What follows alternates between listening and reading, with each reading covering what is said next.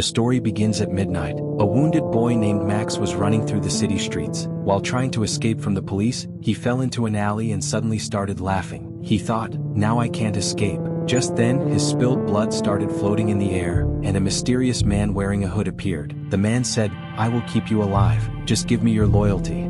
Max had no other choice, so he agreed. The strange man used his powers to lift Max up, and suddenly Max's whole body started glowing. He screamed in pain. By the time the police reached the alley, they only found blood dripping on the wall. Soon chaos spread through the city. People were getting killed by monsters. Huge flames were burning everything down, while the mysterious man stood there calmly, watching everything. Then it was revealed that all this was actually a vision seen by a boy named Chain.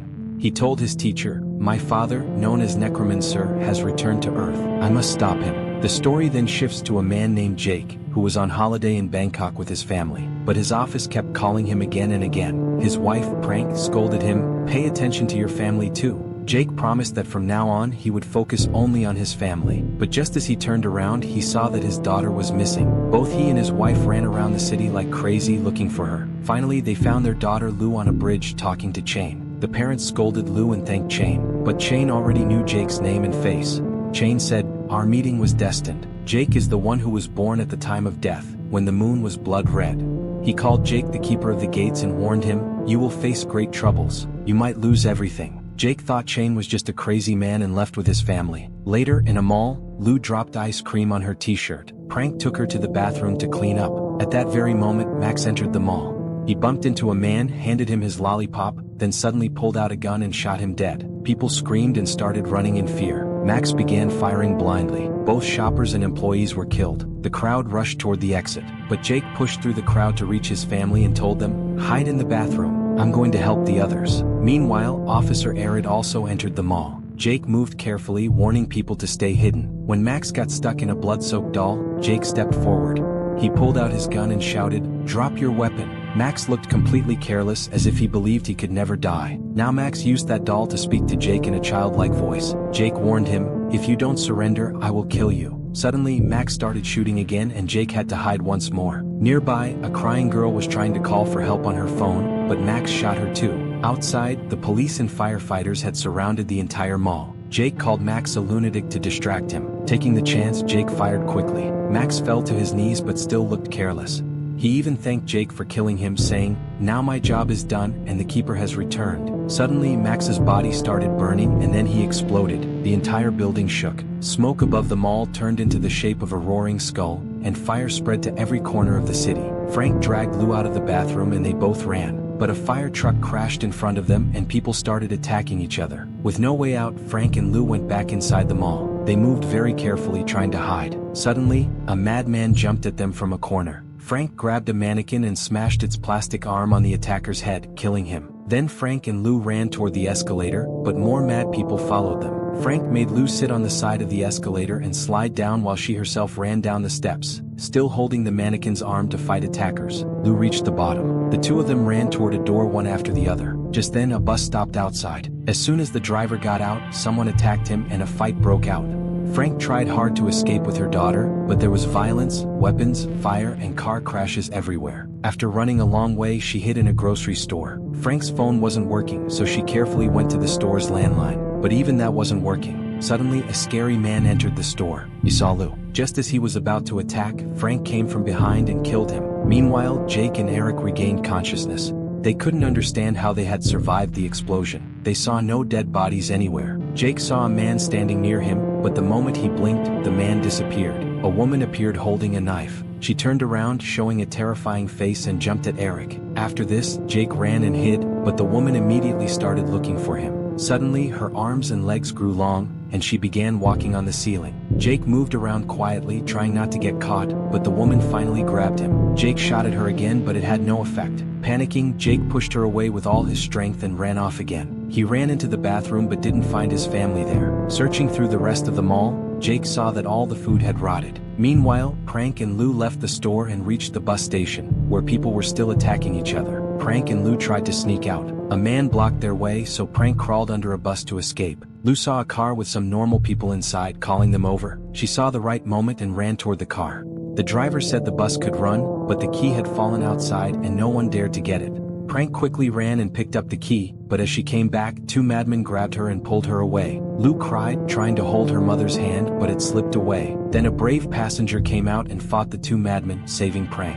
Prank returned to her daughter and gave the key to the driver. Finally, the bus started moving, but the passenger who had saved Prank was killed by the madmen. The bus couldn't go far because abandoned cars blocked the road, so Prank and Lou had to continue on foot. After some time, they reached their hotel, but there too they found only dead bodies. When they went upstairs, they saw a man fighting a woman, and then he came toward them. Prank used a trolley bag as a shield and pushed the attacker away. Then she and Lou reached their room and locked the door, breathing in relief. Looking out the window, they saw the whole city burning. Prank tried the room phone, but that also wasn't working. Jake looked up and saw a huge demon standing on top of a building, moving as it stared at him. That creature started chasing him, destroying buildings along the way. Suddenly, a door opened and Chain pulled Jake inside his temple. Chain explained, "You are now in another world called Hindurensis. It lies between heaven and hell. This place is for lost souls who have lost their way. You are the gatekeeper. When you killed Max with your own hands, a special ritual was completed. My father, Necromancer, is behind all this. He gave Max his powers, and when the gatekeeper, that's you, killed him, the condition was fulfilled. The gates of hell would open only when the gatekeeper destroyed a soul. Now demons are possessing human bodies on Earth. You open the gate, but you also have the power to close it. You are the gatekeeper." Jake still didn't believe it. Chain continued, "You were born under the blood-red moon. Your mother died giving birth to you, right?" Jake couldn't understand all this. He only cared about his family. Chain explained, "Listen, first we have to close the gate. Only then can you save your family and the people of the world. But there isn't much time because the demon is eating every soul and becoming stronger. The first step is to find Max." Both of them started searching. Chain told his own story. "My father, Necromancer, was a greedy man. He stole secret scrolls from his teacher. Then he performed black magic so dangerous that he lost his own body. Desperate, he tried to take over my body and used magic to control me, but my mother stopped him. She forced his soul out of this world. Because of that failed attempt, a lot of his knowledge remained in my mind. Now I can use the power of souls to travel between worlds."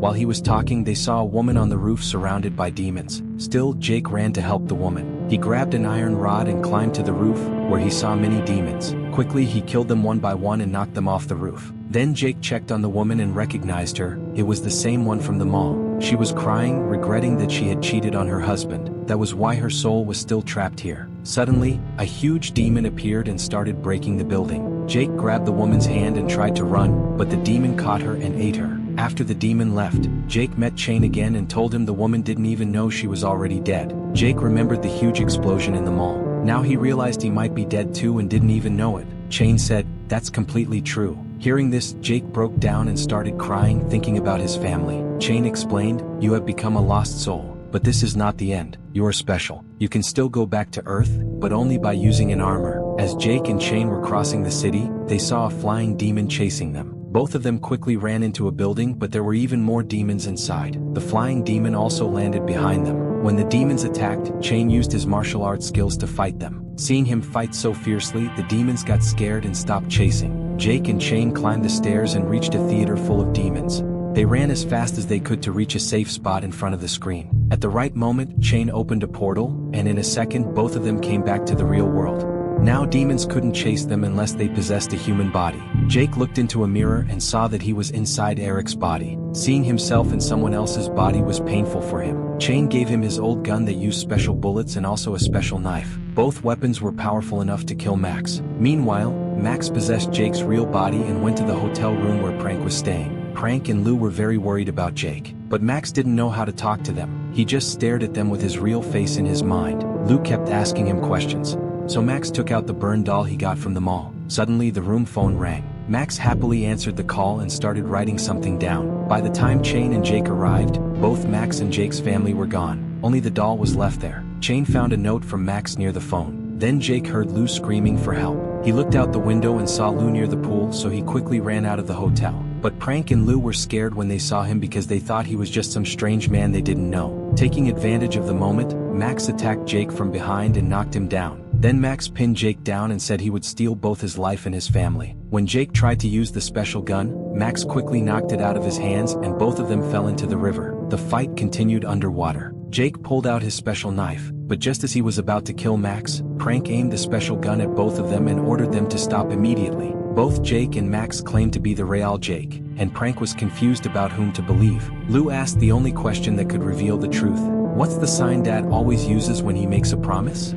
Jake, still inside Eric's body, made the same familiar sign. Prank fired the gun, but by mistake the bullet hit Jake. His soul immediately returned to Hinderensis. Max, using Jake's real body, snatched the gun from Prank. Lou screamed, "This is not my real dad." Suddenly, a blood portal appeared on the wall. Max said, "Quick, follow me." Meanwhile, in Hinderensis, Chain saved Jake's soul. Jake still had the note Max had left in the hotel room. It revealed that Max was in contact with Necromancer, who was telling him how to find the gate of hell. They both reached a lonely house in the forest, where a huge fire burned. This was the sign of the gate of hell. In the real world, Max brought Prank and Lou to the same place. There they met a masked man who was actually the Necromancer. The giant demon was still there. Jake and Chain moved carefully, hiding until they reached the right spot. Then Chain opened a new portal. Necromancer lifted Lou's body into the air above the gate and prepared to kill her to complete his dark ritual. Just then Jake arrived and stopped him. A fierce fight began. Suddenly, one of the men there attacked Jake. Jake used his powerful fighting skills and the special knife to kill them all. Max also joined the fight, trying to shoot Jake with the special gun, but Jake somehow dodged and knocked the weapon away. They kept fighting until Prank threw the gun to Jake. He caught it and immediately shot Max. Max's soul was instantly sent to Hinderensis, where the giant demon swallowed him. After that, Chain confronted the Necromancer, distracting him so that Jake could stab him from behind with the special dagger. Before dying, the Necromancer revealed there was only one way to close the gate. Someone had to go beyond it. Chain said he had tried to find another way but couldn't. Jake accepted that this was his destiny. He said goodbye to his family and apologized. "I was always busy with work. I wanted to spend more time with you." He hugged them one last time and walked toward the fiery gate. As he stepped through, he entered hell itself. Jake's body burned the moment he crossed to the other side, and the gate closed behind him. The world became normal again. Prank took Lou to her grandmother's house and made a promise to herself. No matter what it took, she would find a way to bring her husband back. There had to be a way.